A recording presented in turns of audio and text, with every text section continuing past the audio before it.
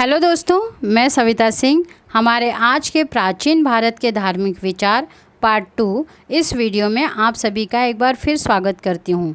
दोस्तों, आशा है आपने हमारा पार्ट 1 वीडियो ज़रूर देखा होगा। यदि नहीं देखा तो तुरंत देखिए। तो चलिए शुरुआत करते हैं हम अपने आज के विषय की। जब वैदिक युग का अंत हुआ तो लोगों के विचार धर्म के प्रति बदले और एक प्रकार का धार्मिक आंदोलन हुआ। इन्हीं धार्मिक विचारों से कालांतर में जैन धर्म और बौद्ध धर्म के बाद ज्यू अर्थात यहूदी धर्म, ईसाई धर्म, इस्लाम धर्म और पारसी धर्म भारतीय समाज में घुल मिल गए।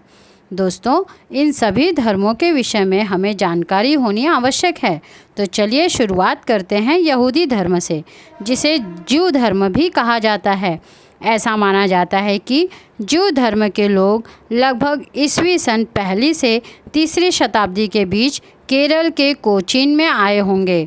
इस धर्म के लोगों का मानना है ईश्वर एक है। यह धर्म न्याय, सत्य, शांति, प्रेम, करुणा, विनम्रता, दान देना, अच्छा बोलना और स्वाभिमान जैसे गुणों की सीख देता है। इस धर्म के प्रार्थना स्थल को सिनेगॉग कहते हैं। अब चलते हैं ईसाई धर्म की ओर। ईसा मसीह, जिन्हें हम जीसस क्राइस्ट के नाम से जानते हैं, उन्होंने ईसाई धर्म को मान्यता प्रदान की। एकमात्र यही एक ऐसा धर्म है जो पूरे विश्व में फैला हुआ है। ईसा मसीह के 12 शिष्यों में से एक सेंट थॉमस थे, जिसके लिए यह माना जाता है कि ये ईस्वी सन की 1 शताब्दी में केरल में आए थे। उन्होंने केरल के त्रिचूर जिले के पल्लयूर नामक स्थान पर ईस्वी सन 52 में चर्च की स्थापना की। ईसाई धर्म की सीख के अनुसार भी ईश्वर एक है और वह सभी का स्नेहमयी पिता है और वह शक्तिशाली भी है। ऐसा माना जाता है कि ईसा मसीह ईश्वर के पुत्र हैं और मानव जाति का उद्धार करने के लिए धरती पर आए थे। इस धर्म में बताया गया है कि हम सभी एक दूसरे के भाई बहन हैं। हमें मिलजुल कर प्रेम से रहना चाहिए। अपने शत्रु से भी प्रेम करना चाहिए। जिनसे अपराध हुआ है उन्हें क्षमा करनी चाहिए। ईसाई धर्म के लोग प्रार्थना करने के लिए गिरजाघर अर्थात चर्च में जाते हैं। उनका पवित्र ग्रंथ बाइबल है। अब आगे चलते हैं और जानते हैं इस्लाम धर्म के विषय में। इस्लाम धर्म अर्थात मुस्लिम धर्म।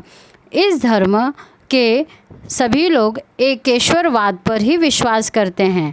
इस धर्म के लोगों का मानना है कि अल्लाह एक है और मोहम्मद पैगंबर साहब उनके संदेशवाहक हैं। मोहम्मद पैगंबर साहब द्वारा ईश्वर का संदेश इस्लाम धर्म के पवित्र धार्मिक ग्रंथ कुरान में व्यक्त है। बच्चों, इस्लाम का अर्थ ही है शांति। इस शब्द का अर्थ अल्लाह की शरण में जाना भी होता है। इस धर्म में बताया गया है कि अल्लाह शाश्वत और सर्वत्र हैं।